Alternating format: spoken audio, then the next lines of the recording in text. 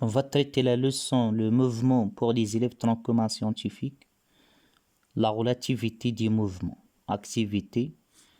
On a la route, la voiture, Karimka à l'intérieur.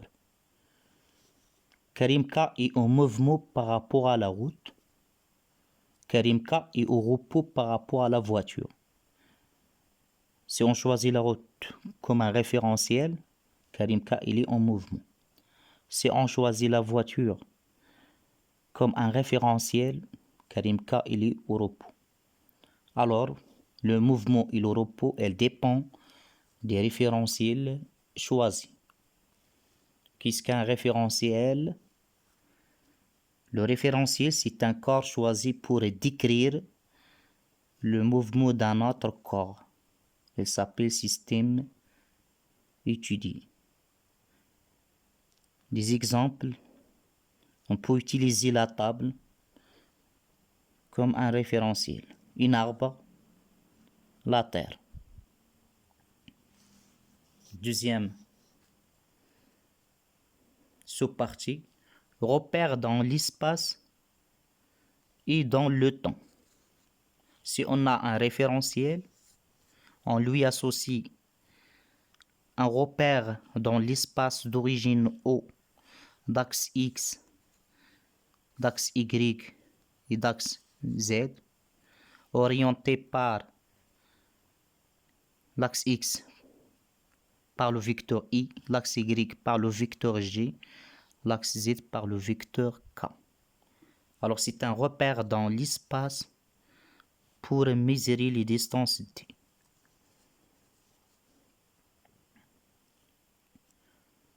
On lui associe aussi un chronomètre ou bien horloge.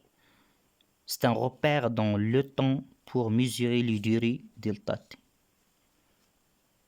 Pour mesurer les durées delta T. Alors, toujours un référentiel, on lui associe un repère dans l'espace sert à mesurer les distances et un repère dans le temps pour mesurer les durées. Les durées delta T. C'est quoi l'instant T? C'est le moment d'un événement. Le moment où un événement passe. Exemple. Passage d'un mobile au point A à l'instant T1 égale à 5 secondes. Et au point B à l'instant T2 égale à 8 secondes. Alors on a l'événement passage au point A à l'instant T1, le point B à l'instant T2. Départ d'une voiture à l'instant T1 égale à 2h30 minutes. Et l'arrivée de la voiture à l'instant T2 égale à 3 heures. On a l'événement départ et l'arrivée. L'instant T1, l'instant T2. La durée delta T. La durée delta T, c'est le temps qui sépare deux instants d'un même événement. Alors, l'instant T2 moins T1 égale à delta T. Les exemples. La durée du passage de A à B, delta T, c'est T2 moins T1, 8 moins 5 égale à 3 secondes. La durée de départ-arrivée, delta T, c'est T2 moins T1 égale à 3 heures moins 2h30 minutes. Égale à 30 minutes.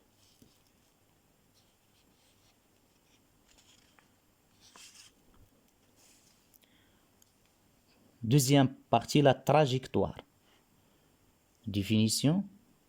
On définit la trajectoire par l'ensemble des positions occupées par le mobile pendant le mouvement.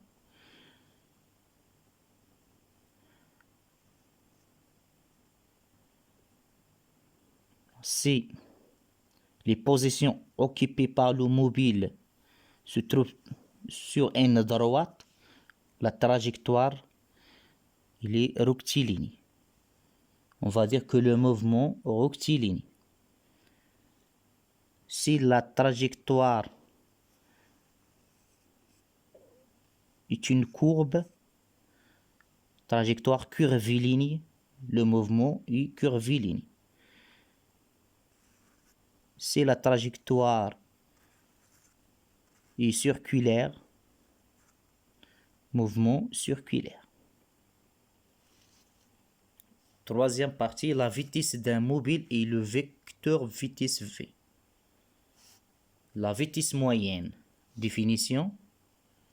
La vitesse moyenne V moyenne d'un mobile, c'est la distance traversée D pendant la durée delta T. V moyen, c'est D sur delta T. D en mètres, delta T en secondes. La vitesse moyenne en mètres par seconde. On va donner des exemples. La vitesse moyenne du mobile au cours du mouvement entre A et B. Si on a la distance D égale à AB égale à 4 mètres, on a dit que la durée du passage AB est 8 secondes. Alors la vitesse moyenne c'est 4 sur 8, c'est 0,5 mètres par seconde. La vitesse moyenne de la voiture, on a départ, arrivée, s'effectue pendant 30 minutes, c'est-à-dire 0,5 heures. Si on a la distance de départ et d'arrivée, c'est 35 km. Alors la vitesse moyenne, c'est 35 sur 0,5, 70 km par heure.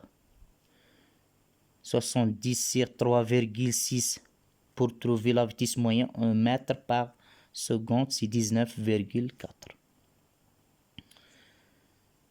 La vitesse instantanée. Définition. À l'instant TI, où le mobile se trouve à la position notée MI, la vitesse instantanée s'écrit V à l'instant TI, VI, si la distance sépare le point MI-1, MI plus 1 sur la durée delta T, c'est-à-dire TI plus 1 moins TI,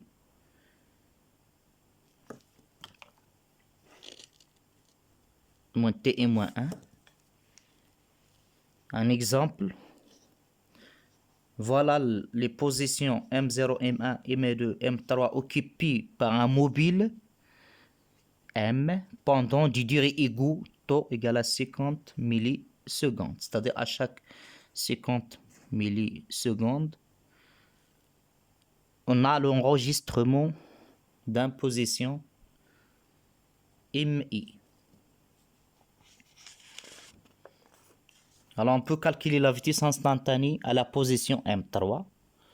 M3 se trouve entre M2 et M4, c'est la distance M2 M4 sur T4 moins T2. La distance entre deux points c'est 2 cm. 2 cm, 2 cm. Et la durée d'enregistrement d'un point, c'est 50 millisecondes. C'est-à-dire, M2, M4, c'est 4 cm. 4 fois 10 moins 2 mètres. T4 moins T2, c'est 2 taux. La durée entre M2 à M4, c'est 2 fois taux. 2 fois 50, 100 millisecondes. C'est-à-dire 100 fois 10 moins 3 égale à 0,1 seconde. On peut calculer donc la vitesse instantanée à l'instant T3, l'instant d'enregistrement de la position du point M3. V3 c'est 4 fois 10 moins 2 sur 0,1, c'est 0,4 mètres par seconde. Le vecteur vitesse V. Alors, le vecteur vitesse, il a 4 caractéristiques. L'origine, c'est la position MI en général. La direction, on va prendre la tangente à la trajectoire au point MI. Ça, c'est la direction du vecteur vitesse VI. Le sens, toujours le sens du mouvement. Si le mouvement d'immobile est dans ce sens, alors le vecteur vitesse garde même sens. Et la valeur, on va calculer la valeur de la vitesse à l'instant i, ti par vi égale à mi moins 1, mi plus 1 sur ti plus 1 moins ti moins 1. Exemple, dans le cas de la trajectoire rectiligne, on a déjà calculé la vitesse instantanée à la position M3. On a trouvé 0,4 mètres par seconde. L'échelle 1 cm représente 0,4 mètres par seconde. L'origine, c'est la position M3. La tangente à la trajectoire, c'est la direction, le sens du mouvement. Et 1 cm pour représenter le vecteur vitesse V3.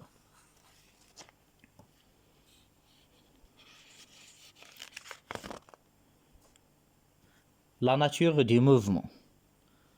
On a un mouvement uniforme. La condition, si la vitesse instantanée ne change pas, c'est-à-dire reste constante. Mouvement accéléré. La condition, si la vitesse instantanée augmente avec le temps. Elle décroît avec le temps. Et mouvement retardé, si la vitesse instantanée diminue. Alors, le mouvement en général, il est rectiligne, soit uniforme accéléré et retardé. Le mouvement, il est curviligne, uniforme accéléré ou bien retardé. Le mouvement, il est circulaire, uniforme accéléré ou bien retardé. Exemple. Vous voyez ici les positions occupées par un mobile pendant même durée. Les distances M0, M1, M2, M3, M4, ils augmentent pendant même durée. Alors il s'agit d'un mouvement rectiligne accéléré.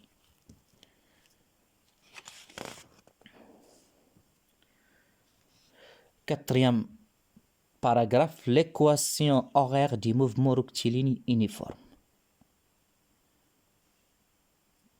Alors pour décrire le mouvement rectiligne uniforme, le repère dans l'espace OX, orienté par le vecteur unitaire U, à l'instant t0 égale à 0 secondes, l'origine des instants, le mobile se trouve dans cette position d'abscisse x0 à l'instant t0. Le chronomètre affiche 0 secondes. À l'instant de départ, voilà le sens du mouvement. À un autre instant noté t, le mobile se trouve dans ce point-là d'abscisse x de t. Alors la durée entre la position de départ et cette position, c'est t moins t0. La distance traversée par le mobile, c'est x à cet instant moins x0, x de t moins x0. Alors la vitesse, on a la vitesse uniforme pour appliquer la relation v égale à la distance sur la durée, c'est-à-dire v égale à x à l'instant t moins x0 sur t moins t0. Alors ici t0 égale à 0 secondes, on trouve v égale à x à l'instant t moins x0 sur t. C'est-à-dire x à l'instant t moins x0, c'est v fois t. C'est-à-dire x à l'instant t, c'est v fois t plus x0. Voilà l'équation horaire du mobile à un instant t. C'est-à-dire comment varier l'abscisse du mobile avec le temps. V la vitesse du mobile, x0 abscisse du mobile à l'origine des instants t0 égale à 0 secondes. Alors vous voyez qu'il s'agit d'une fonction affine croissante. Donc x il croît avec le temps. Mathématiquement, v représente le coefficient directeur de la droite. À l'instant t égale à 0, on a x0. Pour trouver la vitesse d'immobile, on calcule le coefficient directeur, c'est-à-dire on va prendre 2 points sur la droite, on va chercher les coordonnées x1 sur t1, x2 sur t2, v égale à x2 moins x1 sur t2 moins t1.